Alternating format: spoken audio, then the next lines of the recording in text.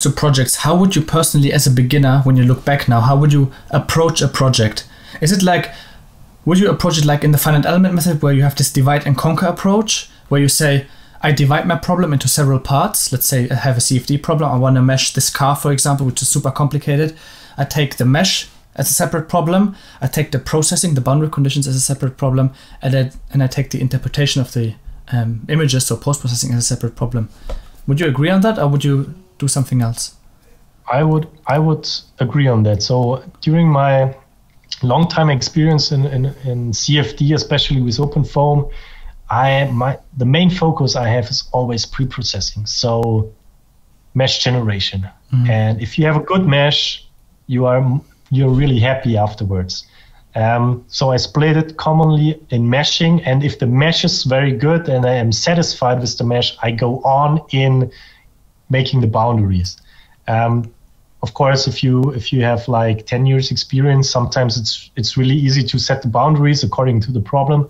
But sometimes it's also, you're struggling with the boundary conditions, and you really have to, I would agree to separate like your other problem with the boundaries here, and then solving. But solving is nothing more than, if everything before was okay and good handled, then afterwards solving is not a big deal. And post-processing is another big topic, because finding the pictures or analyzing the flow with all these possibilities and filters we have, for example, in PowerView, it's not always easy to really, especially to show a customer what is the problem, how are the physics, because just pictures, colorful pictures, they sometimes look good but don't explain the problem. I encounter these problems too, so for me it's always sometimes a bit difficult to distinguish what picture is good, what is not good, because I'm the guy who did the CFD simulation. For me, it's clear. I saw everything. So I have the 3D model. I saw all the pictures.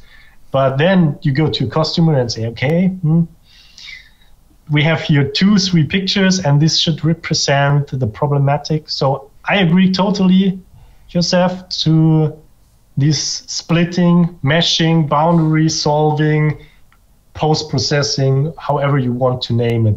Sometimes I even make it twice. So I make a very coarse mesh that my run is very simple, that I don't have to wait for, let's say, a solution 2 days in order to find correct boundary conditions or something like this.